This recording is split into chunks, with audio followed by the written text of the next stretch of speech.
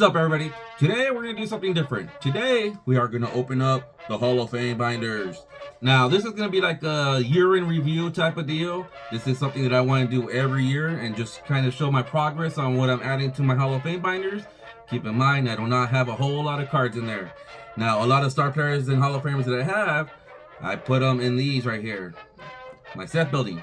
So I'm trying to beef up my doubles as much as I can, you know, trying to buy as much vintage stars and Hall of Famers as much as I can, even if I already have it, and kind of, you know, do my little player runs up here. Now, these binders right here, these are my team set binders. I don't know if I'm going to do that. I might just, you know, scratch that off. I have no idea. That's just another way to collect, but another expense, and then it's just, I'm just all over the place, guys. I have my rookie binders that I want to do a year in review as well. I think I got two binders and they're pretty stacked, you know. My relics and shiny cards, I got that binder. I got my autograph binder. So these are some binder ideas that I want to do, you know, on a yearly basis, at least a year in review, kind of showcase and see my progress and the growth of my collections as time goes on. Doesn't seem like I show off a whole lot of binders, but then again, I feel like I show off a lot of binders because every time I get little short stacks or fat stacks, I'm always opening up these binders for you guys. But not necessarily these binders or the ones that are actually sitting behind me, which are my rookie binders. Again, I don't know what I'm going to do with this. So if you guys have any ideas of what I should do with these team binders, leave a comment down below. Let me know, man, because I was originally going to do team sets of all these teams, but then I decided to scratch that because there's a whole lot of teams in baseball. A whole lot of teams in baseball. And I was going to do pre-1970s, but then I was thinking, you know, 79, you had the Blue Jays, the Expos, the Padres. And it's just a lot of work, a lot of teams, and I don't think I'm going to do that anymore. So I don't know what to do with these binders yet. I'll figure it out. Once I figure it out, I'll let you guys know. If you guys have any opinions, suggestions, comments on what I should do with that, please let me know. Let's open up these bad boys.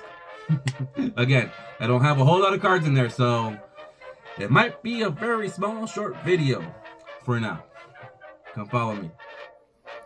Alright guys, so I got two binders to share with you guys, and they both do different things, okay? Again, this is going to be a year in review type of deal, just to see my growth of my collection as time goes on. I'm going to do a similar video to this sometime next year. Don't know when, obviously. But this binder is pretty much pre-1970, okay? All vintage. 50s, 60s, 40s, 30s, whatever. Pre-1970, okay? Star players and Hall of Famers. And this is what I'm doing. I'm trying to beef up all my star players and Hall of Famers, all of them. This is what I have so far.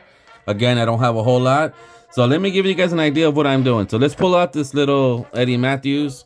This is how I'm doing them. I'm putting them in card saver ones, the price that I paid for them, the year, the name, whatever it is. That's it. That's all I'm doing. And I'm trying to beef up my player runs. I'm trying to beef up my doubles, triples, whatever I can get. Again, I'm trying to beef up my star players and Hall of Famers. I'm also adding any of the cool vintage cards that I get from some of you guys. Here's one of Johnny Padres. I do collect Johnny Padres, by the way. Got that from Josh Walker. Here's one from Ranger Studios that he sent me on a Christmas gift a long time ago. Pretty cool. Again, a lot of these cards I already have and they're in my sets. Whatever you see here is my doubles. Long story short, my doubles. This is what I have, my Ken Boyers. Here's $3 and $2. Here's my Nelly Fox. You guys all saw me showcase this not that long ago on my Mickey Mantle video. Pretty cool. Again, I don't have a whole lot of cards in this one, okay? I'm trying to beef up my collection just a little bit.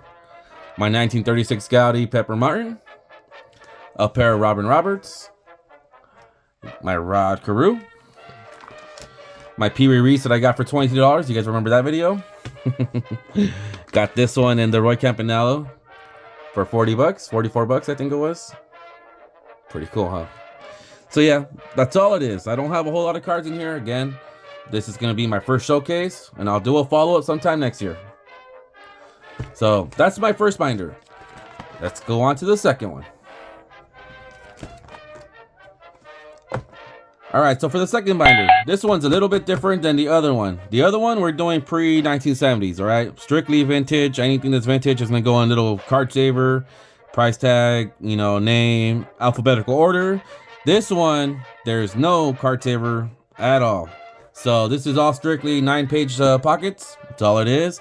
However, the difference between this binder and the other binder is this one's going to hold some of my 70 cards in there and some of my 80s. Now, I've decided that I'm going to go up to 1984 as far as vintage goes. You know, I kind of raised up the number of that. I'm still old school. I still feel like 70s vintage and 80s is not. But I'm starting to feel now, as far as card collecting, that 84 is going to be the new vintage, if that makes any sense. Okay, so what I'm doing here, you'll see some cards from the 50s and 60s, most likely on here. Anything that's low grade, because you all know I collect all cards, you know, good shape, bad shape, big shape, little shape. Big women's, little women's, tall women's. I collect it all, guys. So anything that's creased or very damaged, I'm just gonna throw it in here in the 9-pocket pages. Okay, anything that's, you know, a good or a nice eye appeal that's vintage, 50s or 60s, is gonna go in the other one with the card saver. Okay, now with the 70s, it doesn't matter if it's bad or good or very good or excellent or whatever you guys want to call it. Anything 70s and early 80s is gonna go in here no matter what. Okay, the exception would be vintage, but very, very low grade vintage. So, moving along. This is what I have so far. My OK lines, Andre Dawson, you know, my Bill Buckner right there. You got my Babe Ruth right there. In fact, I actually bought this card graded because it's going to go on the frame that I'm doing. I can't wait till I share that with you guys soon. But, Burt Campanellis. Again, this is A to Z. You know, my first name, by the way. It's just very simple for me to catalog my my players and looking for them by their first name, not their last name. My Yaz. Some of these cards you saw that I got from that Burbank card show. Some of these cards you saw when I picked up that Greg Morris auction. And some of these cards I got when I opened up some of the Christmas rack packs. Yeah, so I'm trying to beef up my players. Got that for 20 cents. Damn, I can't beat that. I'm trying to beef with my players. That's all I'm trying to do. Trying to make this nice little thick Hall of Fame binders. And I'm gonna try to see if I can fill up the whole 9 binders. It's gonna be a whole lot of doubles, by the way. But hey, let's see if it's possible. Every time I buy cards and I see stuff, you know, on the cheap, hey, I'll just pick it up and just throw it in here. Here's one for 1981, Nolan Ryan. But I don't think we're there yet because there's a lot of empty spaces, and I'm actually putting new clear pages on these where this card looks like it's on this page when it's on the back page. Oh well. So I'm getting a little confused. I don't have a whole lot of cards in here yet, but just kind of showcasing what's in here.